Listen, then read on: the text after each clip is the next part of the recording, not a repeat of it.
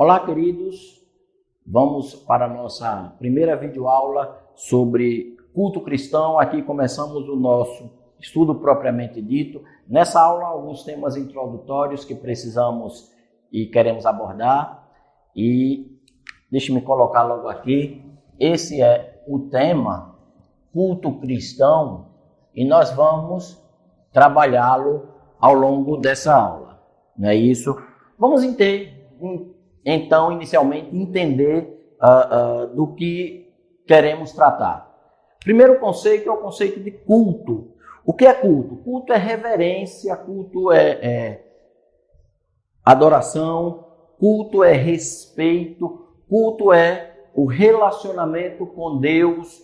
E esse conceito de Deus aqui, ele vai ser bem abrangente. Mas o culto é o que a gente chama de universal humano. Nós vamos, ao longo do nosso curso, explorar bem esses temas, vamos trabalhar com ele. Então, culto é aquilo que o ser humano faz e ele o faz em direção à sua divindade, ao ser superior, aquele que lhe escapa, lhe é além. Mas nós vamos trabalhar aqui não somente, vamos começar, claro, trabalhando alguns conceitos antropológicos, mas não é só isso. E nós vamos trabalhar culto cristão. E precisamos entender que o culto cristão, dentro do universo humano, dentro das realidades humanas, é um culto específico. Um culto que tem Cristo como seu objetivo. Um culto que olha para Cristo e ele é dado a partir de uma revelação, a partir da Bíblia. E esse, então, é o nosso primeiro ponto que vamos trabalhar. O culto cristão, não é isso? Mas quando a gente fala em culto cristão, a gente tem que entender dois aspectos. O primeiro aspecto é o aspecto pessoal. Cristo, ele deu ênfase também, e a gente vai começar por esse ponto, citando lá no Sermão da Montanha, quando você quiser orar a Deus, você procure-o no quarto fechado, e lá no quarto fechado, você pode, então, abrir o seu coração e ter a sua experiência pessoal com Deus. Então, o culto cristão, a ideia do conceito do culto cristão começa com o conceito do quarto fechado. O culto cristão, ele tem que ser entendido como resultado da sua experiência pessoal com Deus. O Deus que eu conheço, o Deus com quem eu tenho intimidade, o Deus com quem eu me relaciono pessoalmente é o Deus do culto. Não pode haver distinção. Então, o conceito de culto cristão ele começa num conceito pessoal ou individual. Cada cristão precisa ter o seu relacionamento pessoal com Deus. Não é isso? E por falar em relacionamento pessoal com Deus, na abrangência do culto, tem uma ilustração que a gente conta costumeiramente, que é interessante para a gente entender essa diferença. Algumas pessoas têm uma mentalidade, uma concepção de culto cristão como sendo o que a gente chama de um culto posto de gasolina. O que seria isso? O culto posto de gasolina é a ideia de que você tem um tanque do seu carro que você enche, você abastece no culto do domingo, lá na sua igreja, lá no templo, lá na sua celebração, e lá então você, uma vez tendo enchido o seu tanque de gasolina, você agora vai viver segunda, terça, quarta, etc, etc, a sua vida, e à medida que vai vivendo, o ponteirinho lá do combustível vai baixando, até que quando chega a um ponto você chega a outra semana, então volta ao culto para reabastecer-se e assim reiniciar o processo. Esse conceito não é um conceito correto de culto cristão. Então, de saída, presta atenção que a gente vai ter que corrigir esse conceito. Culto cristão não é posto de gasolina onde você se reabastece espiritualmente para encarar a sua vida, mas é o contrário. O culto cristão, ele não provoca a sua vida espiritual, mas ele é resultado da sua vida espiritual. Você tem a sua experiência com Deus, você tem o seu momento da experiência do quarto fechado, quando você está lá com Deus, e uma vez que você sai de lá abastecido ou reabastecido, com o tanque cheio para usar a mesma ilustração. Aí você pode agora chegar então ao segundo ponto, que é a partir desse segundo ponto que nós vamos trabalhar, que é o conceito de culto coletivo. Nesse sentido, veja, você já chegou abastecido, agora você vai se reunir com outras pessoas, e essas outras pessoas também abastecidas vão ter agora a sua celebração coletiva. Nesse sentido, e é nesse sentido que nós vamos trabalhar a partir da aula de hoje e durante todo o nosso curso, culto cristão implica necessariamente na comunhão. Culto cristão implica necessariamente em estar junto. Ninguém faz, nesse sentido, culto cristão sozinho. Você tem a sua experiência pessoal com Deus, a sua intimidade, a sua devocional sozinho, na experiência do quarto fechado. Mas culto cristão, como nós tratamos aqui, será sempre uma experiência coletiva. Só há culto cristão, e aí a gente vai usar a expressão mais correta, quando a igreja se reúne. Igreja aqui, claro, não é o prédio. Igreja aqui, claro, não é a instituição nos moldes da legislação brasileira, o CNPJ. Igreja é a comunhão dos santos, é a fraternidade dos salvos. Então, quando essa comunidade se reúne, quando esse povo está junto, então a igreja acontece. E a igreja acontecendo na reunião desse povo, há o culto. Mas tem um detalhe importante. Jesus prometeu, e o texto onde estivesse 2 ou 3 reunidos, eu estaria presente. Esse é um dos textos. Há outros textos, né, que a presença de Cristo é prometida lá no final do Evangelho de Mateus, quando ele vai subir ao céu e dar a grande comissão à igreja, para que a igreja entenda a sua parte, né, de ir, de pregar e discipular e batizar, etc. Ele faz uma promessa, ele diz: eis que estou convosco todos os dias, até a consumação dos séculos. Então é a presença real, é Cristo no meio da igreja, é a certeza sobrenatural de Cristo que, estando presente, faz com que aquilo seja um culto. Mas preste atenção que nós cremos, isso é doutrina cristã, que Cristo está em todos os lugares. Como Deus, ele é onipresente. O que significa isso? Em todos os lugares, em todos os momentos, em todas as circunstâncias, a presença de Deus, a presença de Cristo é real. Mas, em alguns momentos, em algumas circunstâncias, em algumas reuniões específicas, há uma presença, há uma manifestação, há uma percepção sobrenatural de Deus naquela reunião. Isso é culto, né? Como isso se dá? Bom, isso vai variar de maneira para maneira, mas é preciso que tenha-se a consciência clara. Culto coletivo, culto na igreja acontece quando Deus está presente, quando Cristo está presente. É a presença de Cristo na reunião que faz com que o culto seja culto, certo? Nessa primeira aula ainda, precisamos trabalhar com algumas palavras. Eu quero já de início, nessa primeira aula, especificar alguns termos, né, que a gente vai usar ao longo dessa caminhada, e você precisa estar bem marcado aí. Se você tiver aí e quiser, é bom, anota aí esses termos, preste atenção. O primeiro termo, claro, que a gente vai trabalhar é o termo culto. A gente já especificou ele, né? Culto é a reunião onde o sagrado é buscado, onde o sobrenatural se manifesta de uma maneira ou de outra, quando há uma reverência humana àquele que é superior. O culto cristão é o que a gente trabalhou, né?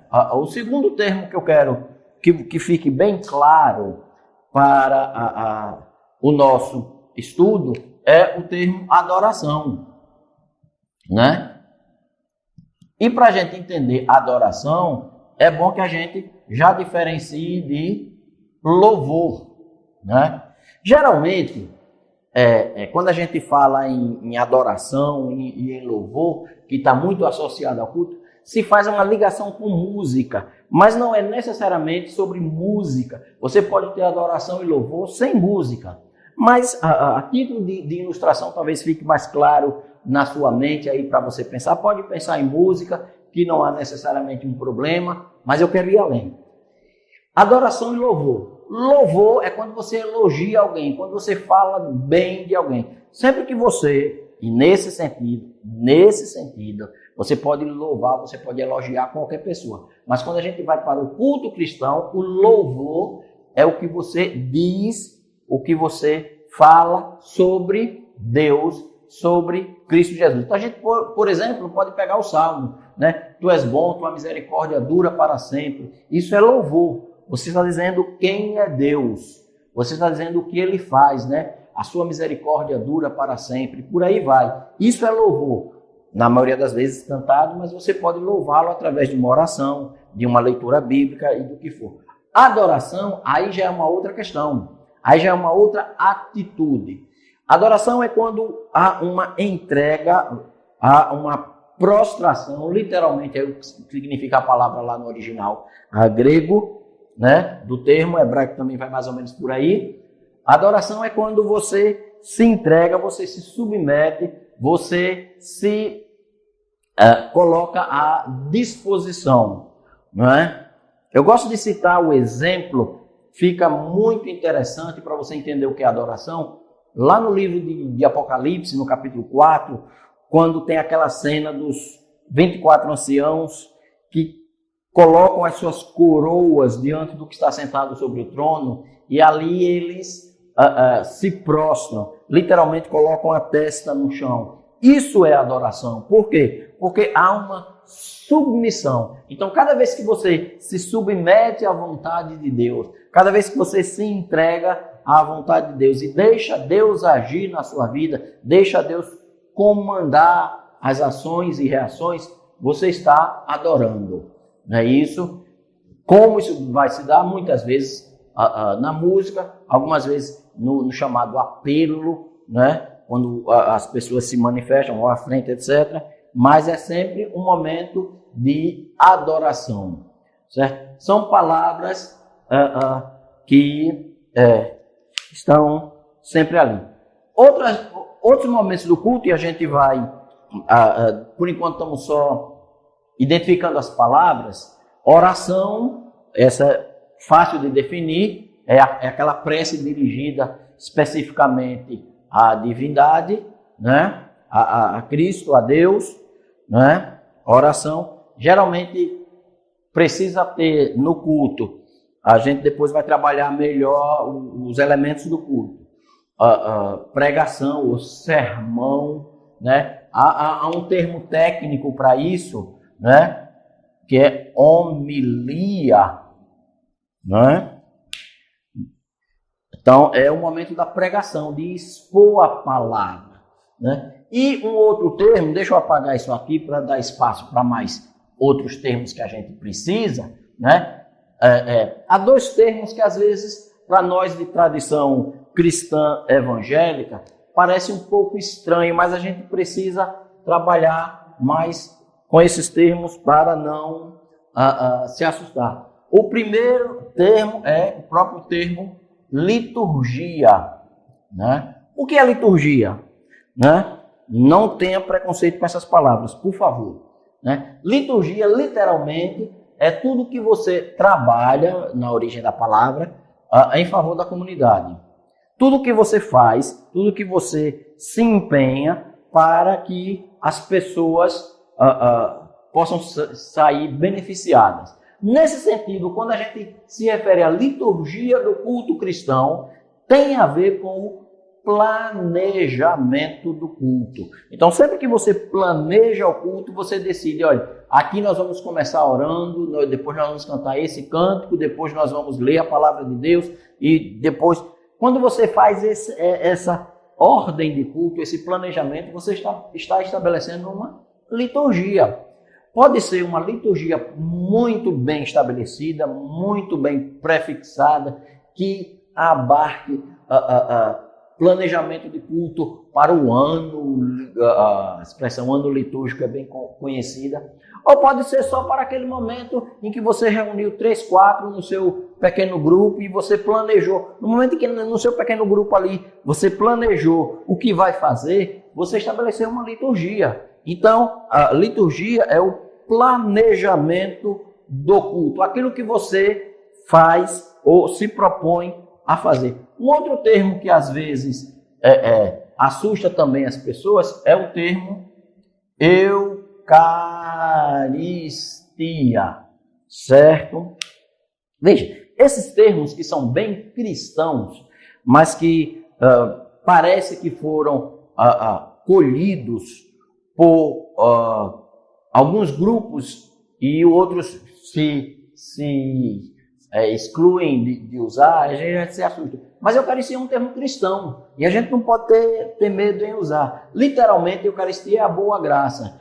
O que é Eucaristia? É o momento, a situação de culto em que a boa graça de Deus se manifesta.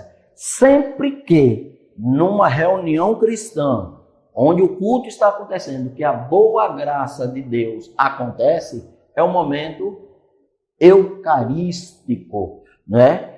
Que, claro, ele é manifestado, ele é simbolizado e muitas vezes mais perceptível no momento da distribuição dos elementos, do pão, do vinho, etc.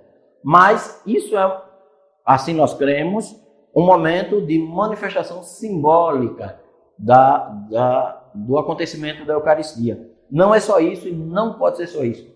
Sempre que pode acontecer no cântico, pode acontecer na leitura bíblica, muitas vezes através de orações, né? Sempre que a boa graça de Deus se manifesta, então nós temos a Eucaristia acontecendo na celebração.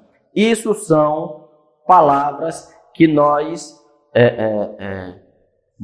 precisamos conhecer. E uma última palavra que eu quero citar é a palavra místico ou mística, né? Misticismo. Há uma conotação muito deturpada dessa palavra e eu realmente, muitas vezes, eu inclusive, tenho muita dificuldade em usá-la porque há sempre a possibilidade de que as pessoas que estão ouvindo não tenham uma compreensão muito clara do que é o místico, né? Místico, na verdade, é o sobrenatural, né? Então, uma reunião mística é uma reunião onde o sobrenatural está envolvido.